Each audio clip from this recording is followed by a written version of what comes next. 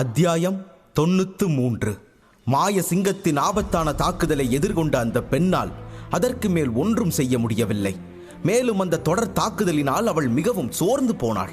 அந்த சிங்கத்தை தாக்குவது தன்னால் முடியாத காரியமோ என நினைத்த அந்த பெண் அதற்கு மேல் சிங்கத்துடன் மோதாமல் புத்திசாலித்தனமாக விலக நினைத்தாள். சிங்கம் தொடர்ந்து தன் தாக்குதலை நடத்த அந்த பெண் மெல்ல பின்வாங்கினாள். சிங்கம் அவளை அதிகம் காயப்படுத்தவில்லை. அதே நேரம் அவள் தப்பிக்கவும் வாய்ப்பு தரவில்லை. அந்த பெண்ணை ஒரு விளையாட்டு பொருள் போல தாக்கி விளையாடி கொண்டிருந்தது சிங்கம். அந்த பெண்ணும் சிங்கத்துடன் சரிக்கு சரியாக போட்டி போட்டு இப்படி தாக்கு பிடிப்பதை கண்ட சமரன் மிகுந்த உற்சாகத்தில் இருந்தான். கண்முன்னே நடக்கும் சண்டையை பார்த்து கைதட்டி விசிலடிக்க நினைத்தான். ஆனால் அந்த முட்டாள்தனத்தை செய்து எதிரில் போராடும் பேரரசர்களிடம் மாட்டிக்கொள்ள அவன் விரும்பவில்லை. அதே நேரம் அவன் மனதில் உள்ளதை யூகித்த வருணமித்திரரும், நீ முட்டாள்தனமா எதுவும் செஞ்சு வச்சிடாத சமரா. உனக்கு முன்னாடி இருக்கிற இவங்க 2 பேரும் தனஞ்சய நிலையிலோ இல்ல மகாயோக பட்டத்தை பெற்றவர்களாகவே இருக்க அதிக வாய்ப்பு இருக்கு. அவங்க கூட மோதும் அளவுக்கு உனக்கு இன்னும் பலம் வரல. அதனால அவங்க கவனத்தை ஈர்க்கிற எந்த முட்டாள்தனத்தையும் செஞ்சிடாத என்று எச்சரிக்கை செய்த வருணமித்திரர் சற்று வருத்தத்துடன், ஆனா நீ இதுல இவ்வளவு சந்தோஷப்பட வேண்டிய அவசியம் இல்ல சமரா. இந்த பறக்கும் மாயசிங்கத்தோட பாதுகாப்பு நுட்பம் ரொம்ப ஆச்சரியமானதா இருக்கு. அதுபோல அந்த பொண்ணும் தன்னுடைய சக்திகளை சரியாவே கையாள்றான். அது மட்டும் இல்ல, 2 பேருமே ரொம்ப சக்தி வாய்ந்த சக்தி சக்கரவர்த்திக்கு சொந்தமானவங்க. அதனால சிறப்பு நுட்பம் எதுவும் இல்லாம இது மாதிரி சண்டை போட்டுக்கிட்டே இருந்தா இவங்க 2 பேராலுமே வெற்றி பெற முடியாது. ஆனா இந்த விஷயம் சுத்தி இருக்கிற இயற்கைக்கு தான் ரொம்பவே ஆபத்தானது. ஏன்னா இவங்க இப்படியே சண்டை போட்டுக்கிட்டு இருந்தா இந்த இடம் சுத்தமா அழிஞ்சு போயிடும் என்று வருணமித்திரர் சுத்தி இருந்த இடத்தை பார்த்தார். அவரின் பார்வையை தொடர்ந்து காட்டை பார்த்த சமரனுக்கு அவர் சொன்னதின் அர்த்தம் புரிந்தது. அடர்ந்த மரங்கள் இருந்த இடம் இப்போது வெற்று சமவெளியாக காணப்பட்டது. பெருமூச்சுடன் அதை ஒத்துக்கொண்டான் சமரன். ஆனா குருவே, இந்த பறக்கிற மந்திர சிங்கம் ஒவ்வொரு தாக்குதலுக்கு முன்னாடியும் சூரியனை திரும்பி திரும்பி பார்க்குது. சூரியன் உதிக்கும் போது அதோட சக்திகள் அதிகமாகவும் சூரியன் மறையும் போது சக்தி குறைவாகவும் இருக்கும்னு நினைக்கிறேன். அதனால சூரியன் மறையறதுக்குள்ள இந்த சண்டையை சிங்கம் சீக்கிரமா முடிக்க நினைக்கும்னு எனக்கு தோணுது என்றான் சமரன். சமரன் இந்த நுணுக்கமான விஷயங்களை கவனித்ததை கண்ட வருணமித்திரர் மகிழ்ச்சியுடன் சமரனை பார்த்தார். பரவாயில்ல சமரா, இது போன்ற நுணுக்கமான விஷயத்தை கூட நீ புரிஞ்சுக்க தொடங்கிட்ட போல. இந்த பறக்கும் மாயாஜால சிங்கத்தோட வலிமை அதிகரிச்சதுக்கு சூரியனோட வெப்பம் தான் காரணம். இதை நீ ரொம்ப சீக்கிரமாவே கண்டுபிடிச்சிட்டியே என்று பாராட்டாக கூறினார் வருணமித்திரர். குருவின் பாராட்டில் தனது நினைப்பு முற்றிலும் சரி என புரிந்து கொண்டான் சமரன். அதனால் மேலும் தனக்கு தோன்றியவற்றை வருணமித்திரரிடம் சொல்லத் தொடங்கினான். எனக்கு புரிஞ்ச வர இந்த சிங்கத்தோட உடல்ல இருக்கிற படிகங்கள் எல்லாம் சூரிய ஒளியை உறிஞ்சி சக்தியை அதிகரிச்சுக்குது. அது மட்டும் இல்ல, அந்த ஊதா நிற நெருப்புக்கு காரணமும் அந்த படிகம் தான். ஆனா குருவே, எனக்கு இதுல ஒரு சந்தேகம் இருக்கு. இந்த படிகத்திலிருந்து வெளிப்படும் நெருப்பை ஒளியா மாத்தி நம்ம உடம்புல உபயோகிக்க முடியுமா என்று மருத்துவராக கேட்டான் சமரன். வருணமித்திரர் சமரனின் கேள்வியில் திகைத்தார். அவன் அப்படி யோசிப்பான் என்று வருணமித்திரர் நினைக்கவில்லை. அதனால் ஆச்சரியமாக அவனை பார்த்தவர், உன் யோசனையை நான் பாராட்டுறேன் சமரா. நீ அதிகமாவே யோசிக்க ஆரம்பிச்சிட்ட. ஆனா நம்ம பாரம்பரிய மருத்துவ முறையில அந்த சக்தியை ஒளியா மாத்துறது ரொம்ப கஷ்டம். காரணம் என்னன்னா, மந்திர சக்திகள் மாயாஜால விலங்குகள் பிறந்த உடனேயே அதோட இணைக்கப்படுது. அதனால எந்த தெய்வீக ஒளியையும் கட்டுப்படுத்துறதை விட இதை கட்டுப்படுத்துறது ரொம்ப கடினம். அது மட்டும் இல்ல, சக்திக்காக உருவாக்கப்பட்ட ஒளிய தெய்வீக ஒளியோட ஒப்பிட முடியாது. ஏன்னா இது ரொம்ப பலவீனமானது. இப்படி பலவீனமான ஒரு விஷயத்துக்கு நாம ரொம்ப கஷ்டப்பட வேண்டிய அவசியம் கிடையாதுன்னு நான் நினைக்கிறேன் என்றார் வருணமித்திரர். சமரன் விஷயத்தை புரிந்து தலையை ஆட்டினான். பிறகு எதுவும் பேசாமல் தனது எதிரில் நடக்கும் போட்டியை கவனிக்க ஆரம்பித்தான். வலிமையான வீரத்திற்கும் மாய விலங்குக்கும் இடையேயான போட்டி அங்கிருந்த மற்ற சிறிய மாய விலங்குகளை கூட தொந்தரவு செய்தது. அதனால் பயத்தில் ஓடாத மாய விலங்குகள் அனைத்தும் மெதுவாக ஒரு மலையின் அருகே திரள ஆரம்பித்து அங்கிருந்து சண்டையை பார்க்க ஆரம்பித்தன. அந்த விலங்குகள் குறைந்தபட்சம் 3வது நிலையில் இருந்தன. அவை இந்த ஆபத்தான பகுதியில் வாழ முடியாது. அதனால் இங்குள்ள விலங்குகள் அவற்றின் தரவரிசையின் காரணமாக புறநகரில் உள்ள மாயாஜால விலங்குகளிடம் இல்லாத வித்தியாசமான புத்திசாலித்தனத்தையும் கொண்டிருந்தன. இந்த மாய விலங்குகளின் உலகில் ஒரு வித்தியாசமான தரவரிசை அமைப்பு இயங்கும். ஆரம்ப வரிசையின் மாய மிருகங்கள் பொதுவாக தங்கள் வாள்களை வைத்து எதிரிகளிடம் இருந்து தப்பி ஓடிவிடும். அதனாலேயே இப்போதைய போட்டியை நின்று பார்த்து கொண்டிருந்த விலங்குகளின் எண்ணிக்கை மிகவும் குறைவாக இருந்தது. ஆனாலும் இந்த சில மாய விலங்குகளும் கூட மிகவும் சக்தி வாய்ந்தவைதான். இந்த விலங்குகளில் முதன்மையான பெரிய 3 விலங்குகள் அங்கே இருந்தன. அந்த 3 விலங்குகளையும் பார்த்த வருணமித்திரர், சமரா, இவை எல்லாம் 5ஆம் நிலை மந்திர விலங்குகள். இவை எல்லாம் மனித உலகில் உள்ள சக்தி சக்கரவர்த்திகள் வரிசையில் இருக்கிற போர் வீரர்களைப் போல சக்தி வாய்ந்தவைகள் என்றார் வருணமித்திரர். இந்த 3 விலங்குகளையும் பார்த்ததும் சமரனின் இதயம் வேகமாக துடித்தது. இந்த விலங்குகளை பற்றி அவன் எப்போதும் கதைகளில் தான் கேட்டிருக்கிறான். ஆனால் தனது கண்களுக்கு முன்னால் இவ்வளவு சக்தி வாய்ந்த அந்த மாய விலங்குகளை பார்ப்பது அவனுக்கு இதுவே முதல் முறை. அவைகளை பார்த்து கொண்டிருந்த சமரன், குருவே, இந்த 6ஆம் நிலை மந்திர சிங்கம், 3 5ஆம் நிலை விலங்குகள், இவை எல்லாமே சிறிய நிலையில் இருக்கிற மந்திர விலங்குகளோட கலந்து இணைஞ்சா ஒரு பெரிய படையே உருவாகிடும் போல. பிறகு அதை யாராலையும் தோற்கடிக்க முடியாதுன்னு தோணுது. இன்னும் சொல்ல போனா இந்த சில விலங்குகளோட படை சேர்ந்து எத்தனை பெரிய படைகளுக்கு முற்றுப்புள்ளி வைக்குமோ எனக்கு தெரியல என அதன் சக்திகளை நினைத்து ஆச்சரியமாக சொன்னான் சமரன். ஆனா இது மனுஷங்க கிட்ட இருந்து மாறுபட்டது சமரா. இங்க பல விலங்குகள் இருந்தாலும் ஒண்ணு கூட அந்த மாய சிங்கத்திற்கு உதவ முயற்சிகளை பாத்தியா? இதுக்கு காரணம் அந்த விலங்குகளுக்கு சிங்கத்தை பிடிக்கலன்னு கிடையாது. காட்டோட கிழக்கு பகுதியோட அரசனை அவமதிக்க அவை விரும்பலங்கிறது தான் அர்த்தம். இந்த போட்டியில யார் வெற்றி பெற போறாங்கன்னு அங்க இருக்கிற எல்லாத்துக்கும் தெரியும். அதனாலதான் யாரும் சிங்கத்துக்கு உதவி பண்ண முன் வரல என்று சொன்னார் வருணமித்திரர். அந்த சண்டை வானில் நண்பகல் முடிந்து சூரியன் மறையும் வரை தொடர்ந்தது. சூரியன் வானில் மறைவதை கண்ட சிங்கம் உடனே அந்த பெண்ணை தாக்குவதை நிறுத்திக் கொண்டது. அந்த சிங்கத்தின் கண்கள் சிவப்பு நிறமாக மாறியது. அதில் விசித்திரமான ஊதா ஒளி தோன்றத் தொடங்கியது. அந்த சுட்டெரிக்கும் கண்களால் அந்த பெண்ணை உற்று பார்த்த சிங்கம் பின் உருமியபடி, என் பொறுமையை நீ ரொம்பவே சோதிச்சிட்ட, இதுக்கு மேல என்னால பொறுமையா இருக்க முடியாது என்று கர்ஜித்தது. இதை கேட்டதும் பயப்படுவதற்கு பதிலாக அந்த பெண்ணின் கண்களிலும் ஒரு நம்பிக்கை முளைத்தது. அவள் மதியத்தில் இருந்தே வலிமையான சிங்கத்தின் வேகமான கொடிய தாக்குதல்களை தவிர்த்து கொண்டிருந்தாள். அதனால் மிகவும் களைப்பாக மூச்சு திணற ஆரம்பித்தாள். மூச்சிறைக்கும் குரலிலும் மரியாதையுடன் அந்த பெண் மாய சிங்கத்தை பார்த்தாள். நீங்க இங்க ராஜா சக்தி சக்கரவர்த்தின்னு எனக்கு தெரியும். அதனால நான் உங்க முன்ன மண்டியிடவும் தயாரா இருக்கேன். நான் அந்த ஊதா நிற படிகத்துக்காக மட்டும்தான் இங்க வந்தேன். அதை நீங்க என்கிட்ட கொடுத்துட்டா நான் இங்க இருந்து அமைதியா வெளியே போயிடுவேன். இனி உங்களை ஒருபோதும் தொந்தரவு செய்ய மாட்டேன்னு வாக்கு தரேன் என்று அமைதியான குரலில் பதிலளித்தாள் அந்த பெண்.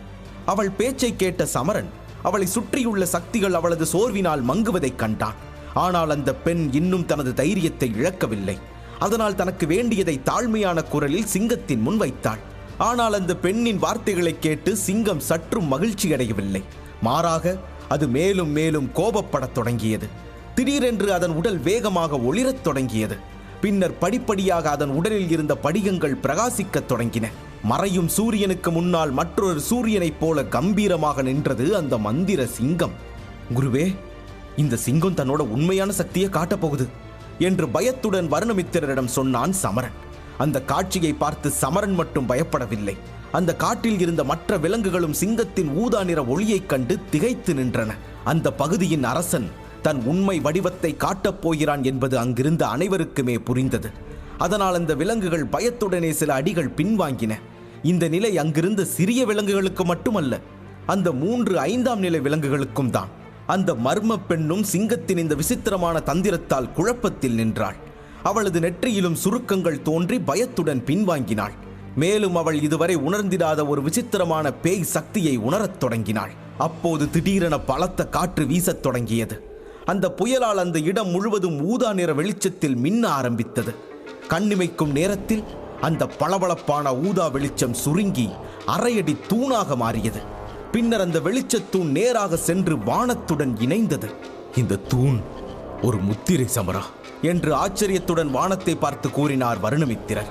அவர் தூணில் இருந்து வெளியேறிய சக்தியைக் கண்டு வியந்து போய் நின்றார். ஆனால் அவரது ஆச்சரியத்திற்கான காரணம் சமரனுக்கு புரியவில்லை. இது அப்படி என்ன முத்திரை குருவே என்று புரியாமல் கேட்டான் சமரன். உயர்ந்த அந்தஸ்தில் இருக்கிற சில மாயாஜால மிருகங்கள் பிறந்த உடனே அதற்குரிய முத்திரையை பயன்படுத்த தொடங்கிடும். இந்த பறக்கும் மாயாஜால சிங்கத்துக்கும் இது எப்படி பயன்படுத்துறதுன்னு நல்லா தெரிஞ்சிருக்கு. ஒருவேளை இந்த சிங்கம் அதோட முத்திரையை பயன்படுத்தினா அந்த பொண்ணோட நிலைமை தான் ரொம்ப கஷ்டமா மாறிடும் என்று முத்திரையை பற்றி விளக்கமாக கூறினார் வருணமித்திரர். அதே நேரம் அந்த ஊதா நிற தூணிலிருந்து ஒரு பிரகாசமான ஒளி மின்னல் வேகத்தில் வெளிப்பட்டு அந்த பெண்ணை நோக்கி நேராக செல்லத் தொடங்கியது. இதை பார்த்த வருணமித்திரர் அந்த ஒளியை கண்டு வியந்து, இது செவ்வந்தி முத்திரை என்று அதிர்ச்சியுடன் கூறினார். அதே நேரம் அந்த பறக்கும் சிங்கம் உரத்த கர்ஜனை ஒன்றை எழுப்பியது. அந்த வெளிச்சம் தூணிலிருந்து வெளிப்பட்ட நேரம் அந்த பெண்ணின் முகத்தில் பல குழப்ப ரேகைகள் உருவாகின. அந்த பெண் சிங்கத்தின் இந்த வலிமையான தாக்குதலை தவிர்க்க உடனே தனது மற்றொரு தாக்குதலை தொடங்கினாள். காற்றின் நடன நுட்பம் என்று அந்த பெண் உரக்க கத்த உடனே அவளது உடலில் இருந்து கரும் பச்சை நிற ஆற்றல் வெளியேறத் தொடங்கியது. அது ரெக்கைகள் போல தோற்றமளிக்கத் தொடங்கியது. சுமார் 100 அடி உயரமுள்ள அந்த ரெக்கைகள் மின்விசிறிகள் போல ஒன்றோடு ஒன்று இணையத் தொடங்கின. உடனே அந்த மின்விசிறிகள் சக்திகளின் உதவியுடன் ஓடத் தொடங்கின. இதனால் பலத்த காற்று மாய சிங்கத்தை நோக்கி நேராக செல்லத் தொடங்கியது. அந்த மின்விசிறிகளின் ஆற்றல் சிங்கத்தின் மின்னல் போன்ற ஒளியில் மோதியவுடன் திடீரென காட்சி மங்கலாகி பெரிய வெடிப்பு சத்தம் கேட்டது. இரண்டும் மோதியது. 2 விண்கற்கள் அதிவேகத்தில் வந்து ஒன்றுடன் ஒன்று மோதியதைப் போல சத்தத்தையும் தோற்றத்தையும் தந்தது. சிறிது நேரம் கழித்தே அடர்த்தியான புகை களைந்து அனைத்தும் தெளிவாகியது. மேலும் ஊதா நிற ஒளி இன்னும் பரவிக்கொண்டிருக்க அந்த பெண்ணின் தாக்குதல் தோல்வியடைந்ததை அனைவரும் பார்த்தனர்.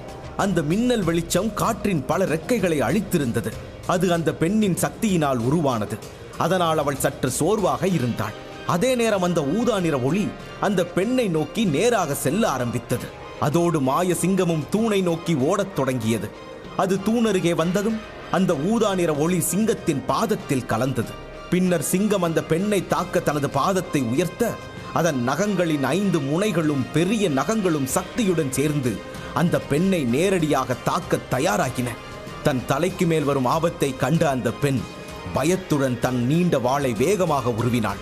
நடுங்கும் விரல்களால் தன்னால் முடிந்தவரை புயல் காற்று நுட்பம் என்று கத்தினாள்.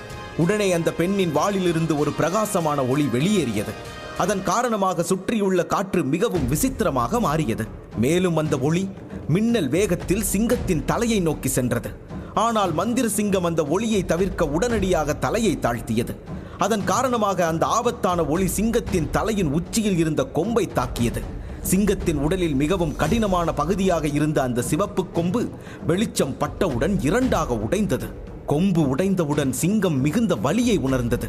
அதன் காரணமாக அது சத்தமாக உருமியது. அதனுடைய உருமலும் சத்தமும் அந்த சிங்கம் எவ்வளவு வலியை உணர்ந்திருக்கும் என்று அனைவருக்கும் புரிய வைத்தது. வலியால் கோபமடைந்த சிங்கம் சத்தமாக உருமி கர்ஜித்தது. உடனடியாக தனது பாதத்தால் பெண்ணின் மார்பை தாக்கியது. அதன் வேகத்தில் அந்த பெண் பறந்து சென்று விழுந்தாள். அவளது வாயிலிருந்து அதிக இரத்தம் வரத் தொடங்கியது. இதனால் அந்த பெண்ணின் முகம் வெளிரிப் போனது. ரெக்கையை அடித்துக்கொண்டு அங்கிருந்து ஓட முடிவு செய்தாள். உடனே அங்கிருந்து அனைவரின் பார்வையில் இருந்தும் மறைந்து போனாள். அவளின் வேகத்தை கண்டு ஆச்சரியமும் கோபமும் கொண்ட சிங்கம் உரத்த குரலில் தன் கர்ஜனையை வெளியிட்டது. அதன் கொம்பு உடைந்ததால் அந்த சிங்கம் முன்பு போல வலுவாக இல்லை. ஆனால் அதன் கர்ஜனை இன்னும் பலமாக மற்றவர்களை நடுங்க வைப்பதாக இருந்தது. மேலும் அந்த பகுதியே சில நிமிடங்களுக்கு நிலநடுக்கம் ஏற்பட்டது போல கர்ஜனையின் அதிர்வினால் அதிர்ந்தது. அங்கிருந்த கற்கள் மலைகள் அனைத்தும் கீழே விழ ஆரம்பித்தன. அப்போதுதான் அந்த பறக்கும் சிங்கத்தின் பார்வை மலையின் அருகே நின்றிருந்த மந்திர விலங்குகள் மீது பட அவற்றை பார்த்து உரத்த குரலில் கத்த ஆரம்பித்தது. ஏன் என்னையே பார்த்துட்டு நிக்கிறீங்க? போய் அந்த பொண்ணை இழுத்துட்டு வாங்க. அவ எப்படி இருந்தாலும் எனக்கு வேணும். உயிரோடனாலும் சரி, இறந்தாலும் சரி, எனக்கு அவ வேணும் என்று உரக்க கத்திய சிங்கம் மீண்டும் கர்ஜித்தது. அதை கேட்டு மற்ற எல்லா விலங்குகளும் பீதியுடன் அங்கிருந்து வெளியேறத் தொடங்கின. விலங்குகளின் கூட்ட நெரிசலுக்கு பிறகு அவர்கள் அனைவருமே சுற்றியுள்ள பகுதியில் அந்த பெண்ணை தேடத் தொடங்கினர். விலங்குகள் அந்த பெண்ணை தேடுவதால் தன்னை எதுவும் பார்க்காது என உணர்ந்த சமரன் அமைதியாக குகையை நோக்கி திரும்பிச் செல்லத் தொடங்கினான். அதனால் அவன் அங்கு வந்ததையோ சண்டையை பார்த்ததையோ எந்த விலங்குகளும் அறிந்து கொள்ளவில்லை. அன்றைய சாகசத்தினால் குகைக்கு திரும்பும் வழியில் சமரனின் இதய துடிப்பு மிகவும் அதிகமாகவே இருந்தது. அந்த ஆபத்தான போட்டியை பற்றி நினைத்து கொண்டே நடந்து கொண்டிருந்தான். இன்றைய போட்டியை கண்டு மிகவும் மகிழ்ச்சி அடைந்திருந்த சமரன், குருவே, இன்னைக்கான நாள் ரொம்பவே நல்லா இருந்தது. அந்த பெண்ணோட கடைசி தாக்குதல் எவ்வளவு சக்தி வாய்ந்ததுன்னு பாத்தீங்களா? அந்த மந்திர சிங்கம் சரியான நேரத்தில் குனியாம இருந்திருந்தா அதோட கதை இன்னைக்கே முடிவுக்கு வந்திருக்கும் என்று ஆர்வத்தை அடக்க முடியாமல் சொன்னான் சமரன். இது போன்ற போட்டிகள் பொதுவாக அதிகம் காணப்படுவதில்லை. எனவே இன்றைய நாள் தனக்கு மிகவும் அதிர்ஷ்டமானது என்று நினைத்தான் அவன். பின்னர் விலங்குகளின் கண்களில் படாமல் நீர்வீழ்ச்சியை அடைந்தான். அங்கே அவன் வைத்திருந்த மருந்து தயாரித்த பாத்திரத்தையும் பிற பொருட்களையும் தனது சேமிப்பு மோதிரத்தில் வைத்துக்கொண்டு மீண்டும் குகையை நோக்கி நகரத் தொடங்கினான். அப்போது ஓடும் நீரில் ஏதோ ஒன்றை கண்டான். அதை கூர்ந்து கவனித்தவனின் கண்கள் ஆச்சரியத்தில் விரிந்தன. முழு கதையையும் கேட்டு மகிழ பாக்கெட் FM ஏப்பை டவுன்லோட் செய்யுங்கள். லிங்க் டிஸ்கிரிப்ஷனில் கொடுக்கப்பட்டுள்ளது.